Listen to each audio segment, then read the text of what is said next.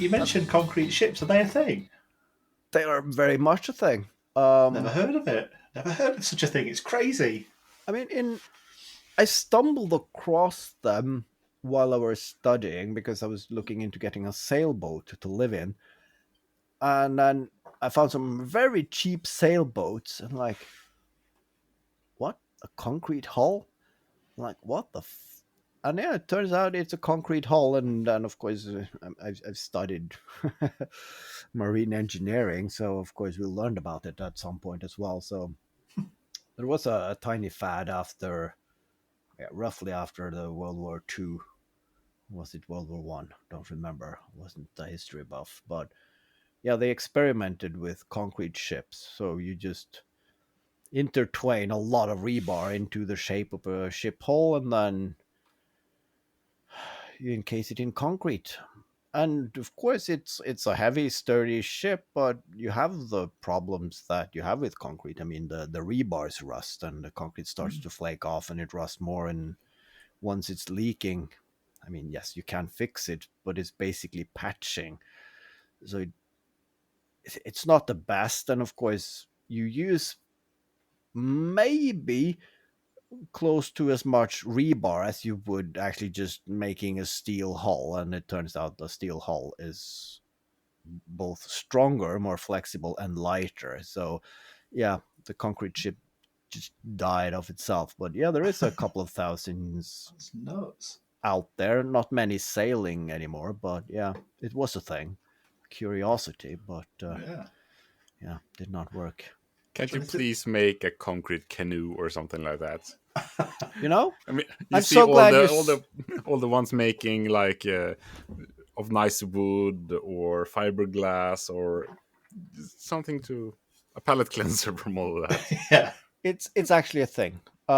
First of all, I think it was two people who were into concrete ships who made a web page. One of them, I think, is a Norwegian, and it's like they have now identified a few thousand historical concrete ships with some information, and so it's a very narrow niche. And I saw a 10-minute interview with one of them, and yes, there is an event once a year for concrete vessel enthusiasts, and I think one of the competition is to build the best concrete canoe, or was it kayak? I'm not sure, but that is a thing. Crikey.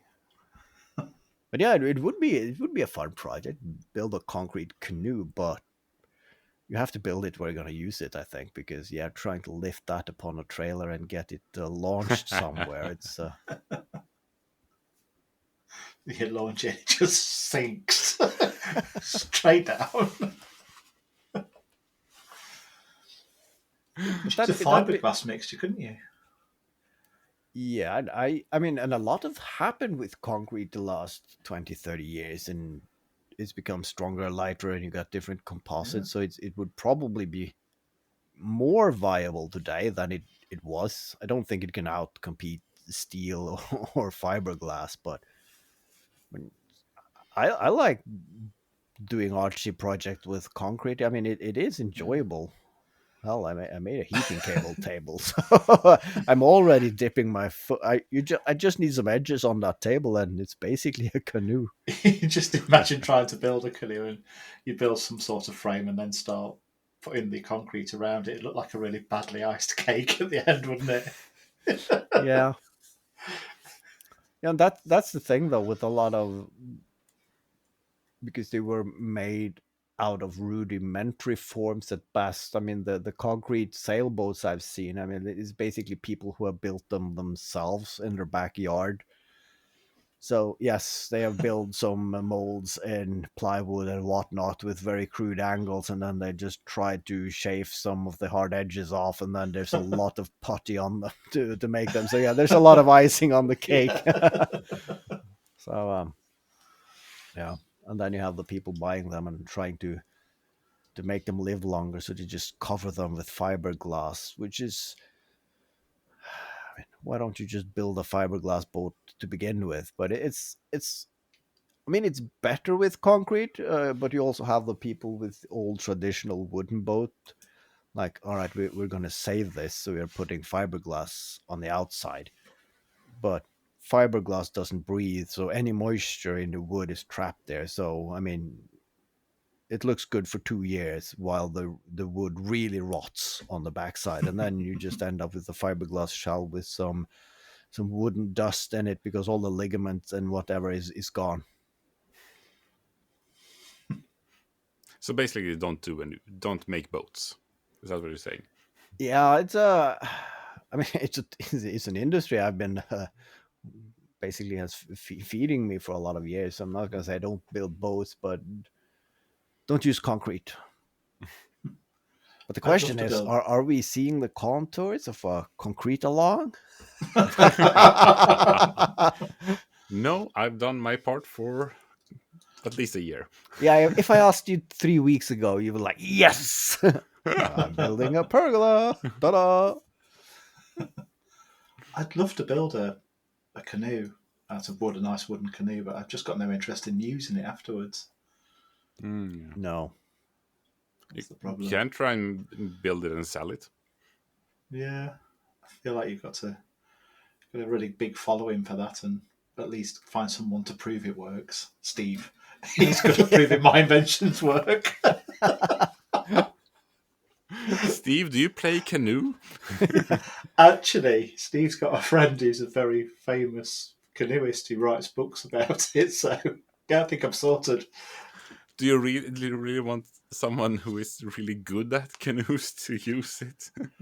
Well, the thing is, I mean, if he passed it, it would be, That's true. yeah. If And if he didn't, it'd just be a funny video, wouldn't it? So, Yeah. a nice bonfire at the end yeah. instead. But I was thinking though, from the one end of the canoe to the other. I mean, it's hard saying front to back because I mean, what's the difference? But Yeah. if you put a string over there, you have a one string bass canoe, and then Steve could play it. And I was really sad this A week. diddly that- boat. Yeah, a diddly boat. Diddly boat. That is perfect. Now you have to make it. Yeah, but I'm really sad though that Steve is not living closer to me because this week I made the sliding door, and then on the back side I made some bookshelves, and to keep the books from falling off because it's very shallow, I put some rubber bands over. And while I was doing so, I couldn't help myself. So I just flicked one of them, and it's a really nice bass tone to it. Yeah. And then now I think I got 4 shelves, 2 rubber bands, so I got 8 strings. So I could actually just tune them to different tones, and then Yeah. it would be so nice. Steve, could you come and play my door for a video? Yeah. And do a music video because I can't be bothered. I don't have the time to make that video work. So And I would actually put money on you managed to get a tune out of that door for you as well. yeah. But you could do it. You could do a miniature canoe then in a Yeah. diddly bow style. Yeah, I'm liking the idea of the diddly boat. Yeah, it is. yeah. It's I mean, worth it just for the name. Yeah. And you can make some shorts out of you making a canoe in your workshop. Just film it the correct way so it looks like a proper one until you come close to it, and that's what Yeah. Brilliant. You get one of those really long. Is that a treble bass? Some of those ones that stand upright that are taller than you. That you Yeah, play vertically. They've got long strings, haven't they? So you could do a full size one and stick one of those strings on it. Yeah.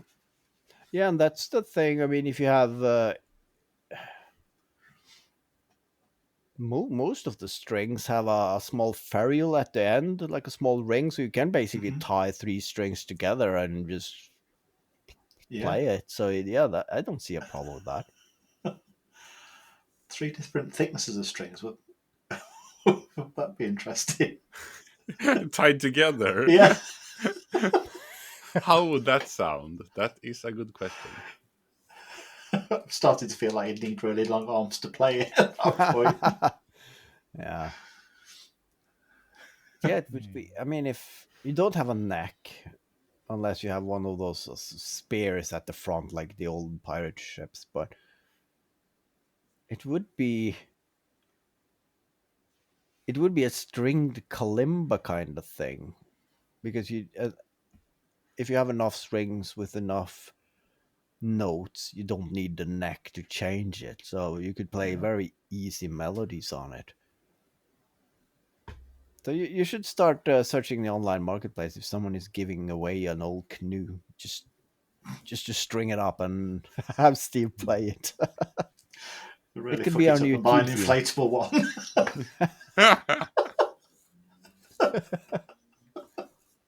That'd really dull the sound nicely, wouldn't it?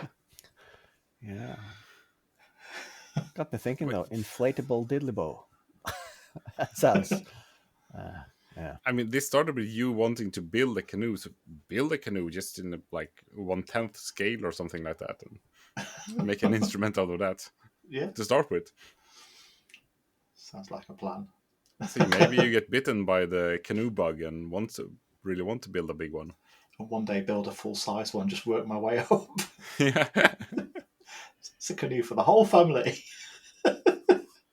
That's the thing though. I mean, I have a radio controlled boat that my father and I built, and it's these small wooden models. They're built out of like small thin sheets of balsa wood, and that is, I mean, building a full size strip canoe, that's expensive in the materials alone, but building a 1/10 scale in like balsa wood should be affordable, and it's also very easy to work with. I mean, you cut it with Hollow like it out with a spoon, couldn't you? yeah, yeah, basically. So yeah, it should be. And then of course you could do a reverse. I mean, I was seeing myself, or I was seeing you making a full like a strip canoe in your workshop, and then once it's finished, you just pick it up and carry it out to your workshop. And once you pick it up, you realize it's just a 1/10 model, but you have filmed it in such a way that all the time it looked like a full size model, but it turns out it was just a small one. But I mean, that would requires a lot of time in filming and angles and making it look like we're doing a full size one. Some 3D printed resized clamps, I think. Yeah.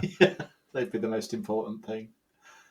Yeah, but I mean, if you go to one of those, I mean, my father-in-law is into these model train sets, and I mean, you get like all kinds of things, science tools, whatnot, to make these small cities. I'm pretty sure you could find a set of woodworkers' miniature tools. Apparently, they get really upset when you call them train sets. By the way, it's model railways. Yeah. I found that out the hard way. Oh. You got took up to somebody's room to see their model railways. That's a nice train set. Yeah. What is it? Fisher Price? Oh. I think I've said this before, but trains were invented like in the 1800s, and train people it's been a thing since then. So what did train people love before trains were invented? Because they must have existed. Were it cart people, boat people? What? That was before people got weekends off, wasn't it? Before weekends were invented, so they didn't have time to be interested in anything else. Exactly. They were just working until they died. Yeah. Yeah, but I mean, the real train people, you don't do just the weekend. They work for the train company. That's why the train company doesn't pay enough, because they know they got staff that really wants to play with real trains. Yeah. So they don't have to pay them. I could get into. I don't want one, but I could get into the whole model railway thing. I think it would be fun setting up the landscape and building all the models and things around it. Yeah, but that's one thing is the cost, and it would be nice if someone, here is a room and I want, and here is all the parts, build it. Because one thing is laying out the tracks and having the train run. That doesn't really interest me. The thing is the nerd forge aspect of it, where they're just making barns and miniature bushes and whatnot, and trying to make it look as realistic as possible. I can see myself getting into that, but once the room is done, Yeah, it's the canoe thing again, isn't it? Yeah. yes. Then again, I haven't seen a lot, but I've seen a few people who are into this, and I can't remember seeing even one of them being close to finish. Yeah. So that maybe that's the thing, though. I mean, that's the challenge. You need to work on it. God forbid, never finish it, because then you lose all purpose of life. So it's like it's a Yeah. struggle. I'm working here, but I'm also inching closer. So maybe that's a representation of life. I just realized. To be fair, Yeah, you're just some people do enjoying that with your the way, workshop, but don't you're they? inching closer to death. Some people do that with the workshop, though, don't they? The whole thing is just making the workshop perfect and just keep going round and round and round and improving it. Yeah. Yeah. And I'm talking to you, Martin, at Oakfields Creative. But I mean, that's the And same thing with anything. If you're fixing your house or playing around in the garden, the day that you're done, that's when you sell the house and move somewhere else. Yeah, yeah. yeah. I could never do a model train set for myself like that. I would need an audience for it. I mean, I think it was 2 years ago when on vacation we stopped by at a miniature museum where it lost like You must have been a real giant there. yeah. That was like 10, 12 old geezers, proper trained people who were building model Yeah. rail sets. It was like a big place. And they were really, really into it. But it was nice just because they had an audience. Someone comes there and watches it. And Yeah. then you have a reason to build it. Just building it in your basement for yourself, that feels, I mean, Oh, that. yeah. It would have been. You need to start a second channel then. But if your house has a spare room, you make a model train channel, and then you just go in and like, I've never done this before. I don't even like trains, but I'm gonna become a model train builder from scratch, and then you just start, and that is your journey. You just I'm gonna do this until I like it, and how do I get it done? And then of course, I mean, it is a niche. There is a lot of people who are into trains. But then again, it's not the majority of the population. So you're still within a niche, but with a large enough following that I'm guessing most of them is going to be into like, oh, look at this dumbass. And yeah, that's wrong. And that's wrong. And then they can't help themselves going into the You're comments. gonna get a lot That of is not a train opinions. set. That is called a flinkonkebedonk. And it's basically made only in Birmingham between 1769 and 1778. And it should be green. I mean, you would get so much retention and Yeah. You can't have that steam engine pulling that card. That one is the Russian standard with this track width and that. But then again, your of O course, gauge and your A gauge tracks. yeah. And then of course you need to play that naive route to it, but of course I would easily switch to like, yeah, watch me. You could build the railway station, couldn't you? And have lots of scale figures, and then just the odd Lego man placed in there. Yeah. Or the most perfect, beautiful rendition of a famous train station. I don't know, and then the choo choo, and then it's a model of Thomas the Tank Engine just running through. How much can you bait the audience before they just flip on you? Yeah. If only we had the time. Yeah, and the money. Yes, I because that saw is not a cheap hobby. No, not by a long shot. So yeah.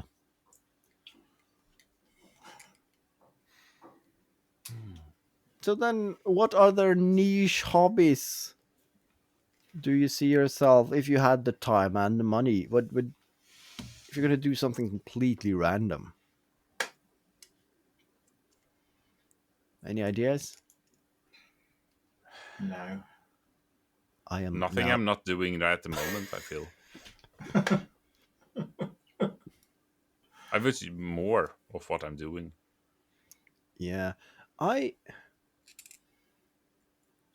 unsure there because one of the neighbors has brought out a 30-year-old radio controlled car for his kids. They were out playing, and I had one. And yes, it was fun, but it never caught on. And now, of course, I've been looking at drones and whatnot, but the the batteries and the motors has become better. The controls, everything, and it's kits, and you can build them. But it's like I would probably enjoy building an RC car, and then I would take it out to Yeah. the street, and I will drive for 10 minutes, and I would either crash it or I'll Yep. just bring it inside, and it will live the next 30 years on the shelf. And of course, I have that old boat, and we talked about it in a previous episode that my father and I built in 89, 88, maybe. And of course, that was sitting on the shelf for many years, and then it doesn't work anymore. So a couple of years ago, when we were going to Sweden, I thought I'd fix it so it drives again, and I'll have the new Virgin Drive on that same lake that my father and I went to test drive it the first time when we lived in Sweden. So, of course, I looked into all the parts and I realized it's easier just to buy a finished boat for a couple of hundred Norwegian crowns because they are ridiculously inexpensive, the cheap ones. And then I just gutted that for all the electronics, swapped it over. It took me a day. We went on holiday in Sweden. I launched it, and yeah, we spent like 20 minutes just driving it until the battery was empty. And that is maybe 6, 7 years ago now. I can see it from here, but it's like, nope. I haven't even recharged the battery, so I'd probably have to get a new one. But it is a hobby, and it was fun for 10 minutes, but I don't see myself revisiting it. I actually, now you've mentioned RC stuff, I could get into RC cars in a big way. That's my guilty pleasure is watching. There's a YouTube channel I watch, Tom Lee RC, Yeah. and that's all he does is cars. And I don't know why. I don't own one, but they just fascinate me.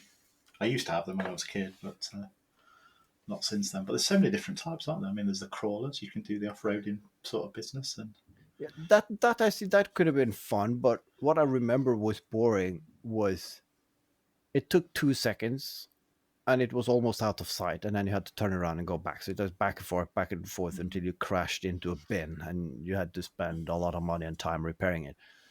And then we bought a model airplane, and we were building that. And of course, I've seen now with the drones where you actually can have like a first person view where you have a camera, so it's like you're sitting in there, you can fly for much longer, because RC planes, it's like you take off and then it's 2 seconds and you have to be really quick to turn it around, because if you lose it out of sight, it was lost forever. But now it's like you can mount the camera to your car and you can drive it around, and it is like you're sitting inside the car. But I have a car. I could just sit in that and drive it for much longer than I can any RC car. And of course, it is a bit harder to fly. Actually, you have to go to an airport and book a ticket, and that gets expensive real quick. So yeah, an RC or a drone would be nice, but I am fearing that it would be a shelf object really soon. yeah, maybe. I think mine would end up broken. It's Yeah. always one of two with RC Yeah. things. Yeah. Just try to get your kids into either of them and see if that sticks. Yeah. Get your kids into the hobbies that you'd quite like to do. So then they can Yes. drive it, and I can just do the fun thing of fixing them. Daddy mechanic. Yeah. Well, that's a YouTube channel.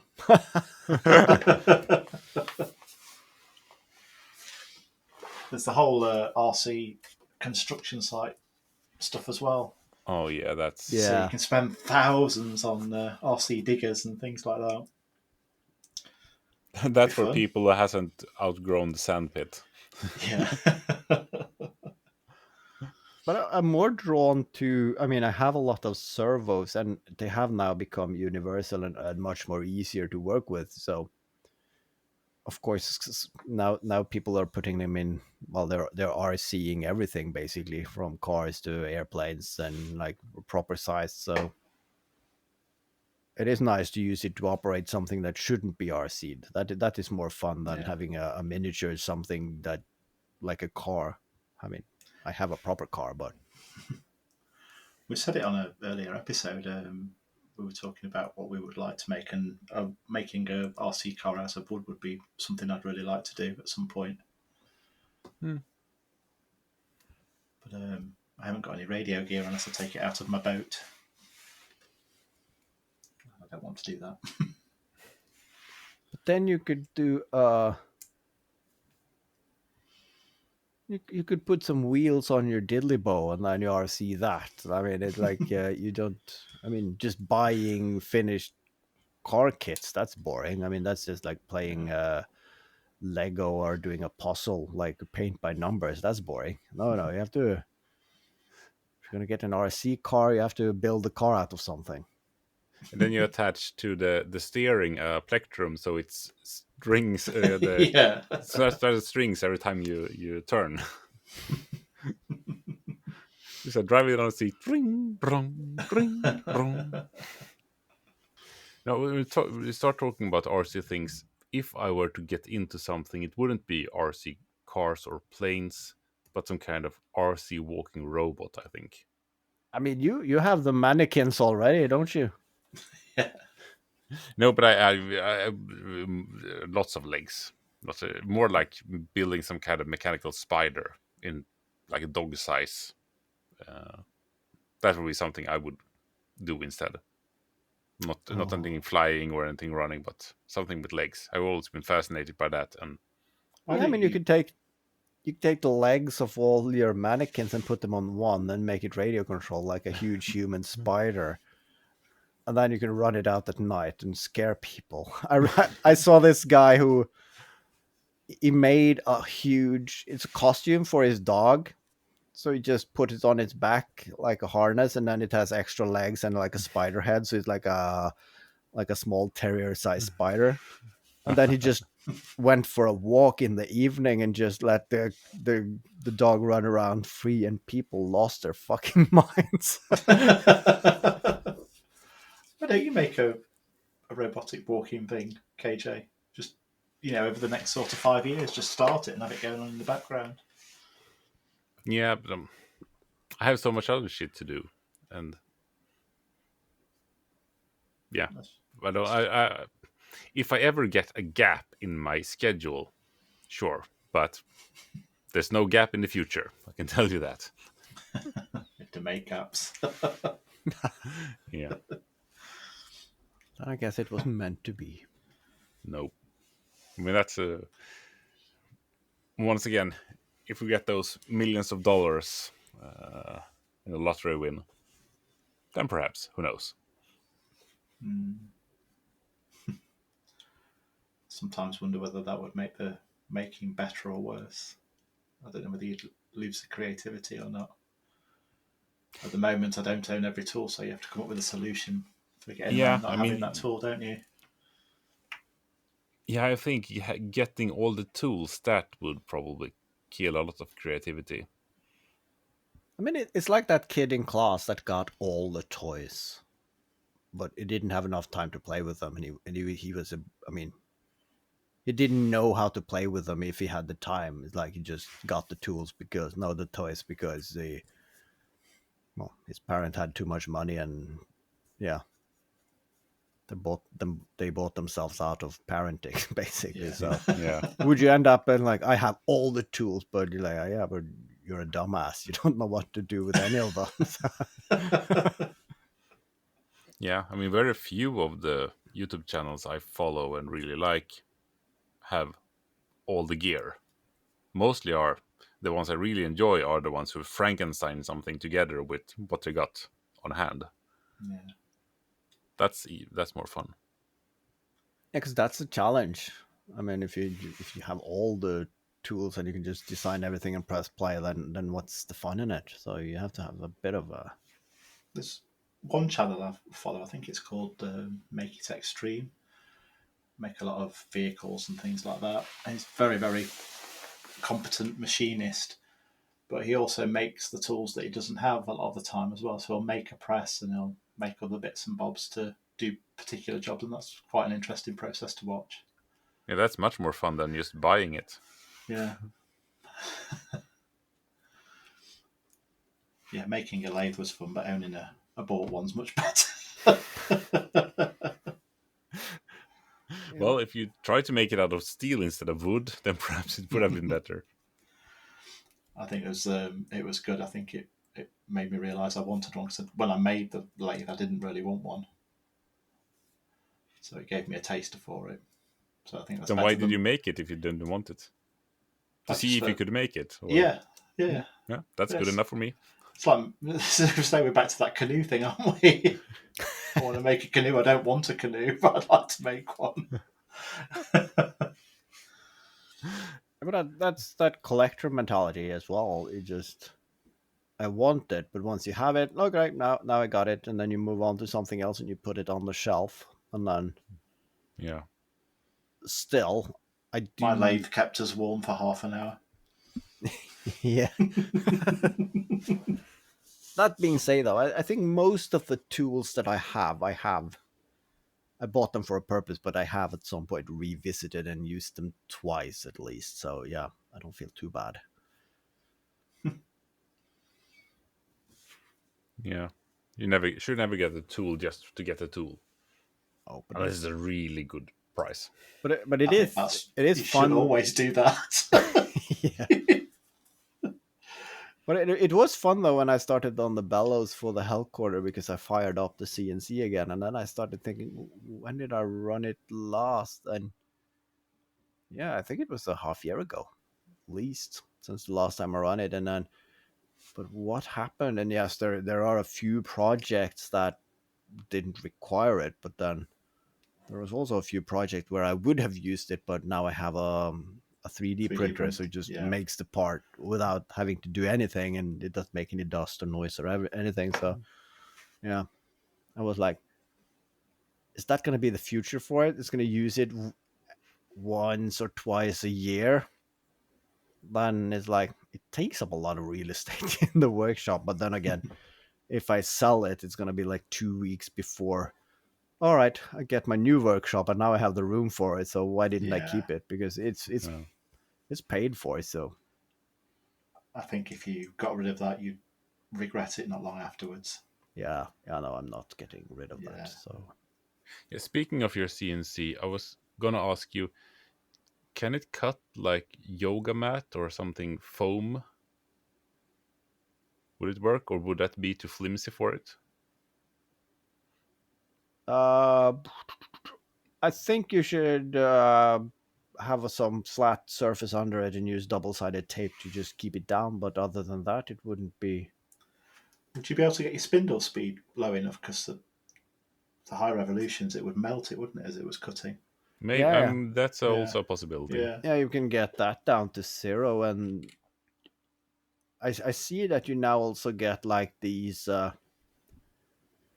like vinyl cutter accessories that you can just use instead of the bit, and you just turn off the rotation altogether, and you just use it to cut things. So that would also have been that could also be a viable option. Yeah, Dean Make Things has been using his for cutting leather, hasn't he? CNC. Yeah, that might be. Maybe. Yeah, I'm sure I don't remember what it is used for that. Yeah, because I had some ideas of making a really big stamp, more or less, out of something a bit less rigid than plywood. Yeah. I was thinking if that was a possibility.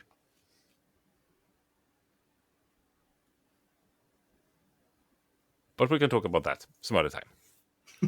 Some other time. Now it's night time, I feel. For us, at least. For us, at least, yeah. It might be nighttime for the listeners as well. Who knows? Who knows? Maybe we're the guilty pleasure under the duvet at night. We don't know. That's fine with me. So have fun under that duvet, and please send Glenn all your thoughts about how fun it was. Yeah. Bye. Bye. Bye. I'll see you in a couple of weeks.